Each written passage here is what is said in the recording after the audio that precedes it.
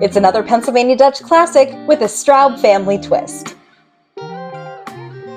My mother-in-law was cleaning out her freezer and she found a ham bone. She asked if I wanted to make soup. It has been raining for the last week and it will not get over 60 degrees today. Yes, of course I want to make some soup. Today we're going to make another Pennsylvania Dutch dish, ham and green beans. But this time we're going to shake Dad's side of the family tree for this recipe.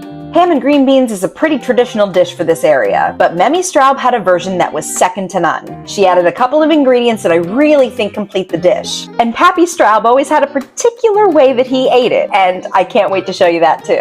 So I'm going to start by making my ham broth. You can put this in a pot and let it go for a while. You could also use a crock pot, but today I'm going to use the Instant Pot to save some time.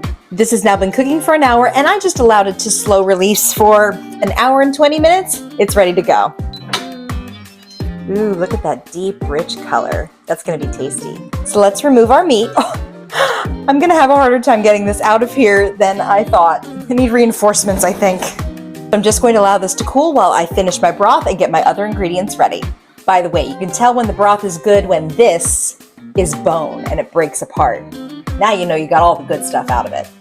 And now I'm just pulling the meat apart into little pieces for the soup. Oh no! I don't know what happened. It just flew in my mouth, officer. And now I have my nice strained ham broth. I'm gonna put it on the stove and just let it sit there while I'm working on my other ingredients. Next, we dice up 1 onion and about 6 potatoes. These are small, so I just used extra.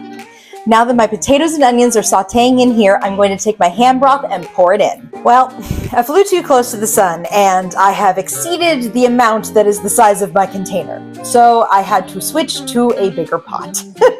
And that means I'm going to go back on the stove. I've been letting this simmer, the potatoes are done, and now I'm just gonna add the rest of my ingredients. We'll add our frozen green beans. Now at this point you would normally stop. You'd adjust for seasoning, let it simmer for a little bit, and then it's ready. However, Memmy Straub added 2 more things. Corn and Great Northern beans. I know, right? It doesn't typically go in this dish, but she was onto something in my opinion. The sweet corn against the salty ham and the different textures of the beans really round it out. I'm just gonna add some pepper, a little bit of salt, not too much because you have ham here, and parsley. I wish I could add fresh, but my plants aren't big enough yet. Now I'm gonna let this simmer for quite a while. I want the potatoes and the beans to break down a little bit because that is going to thicken our broth. And now we're ready to serve. Yours should have slightly less broth. Mom didn't give me measurements for meat or broth, so I had to wing it. I had to go drop some off for our 98-year-old neighbor. I figured he'd like one of the old classics. Now you can eat this exactly the way it is. However, if we're going to eat the Straub family recipe, we're gonna have to eat it properly. Pappy Straub always put a tiny little dribble of apple cider vinegar over top. And I get it.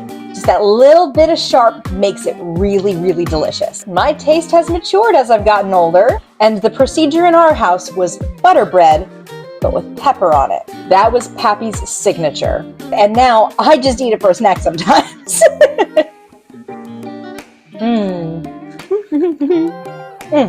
Perfect. So good. Now it can keep raining if it wants to. I'm cozier here.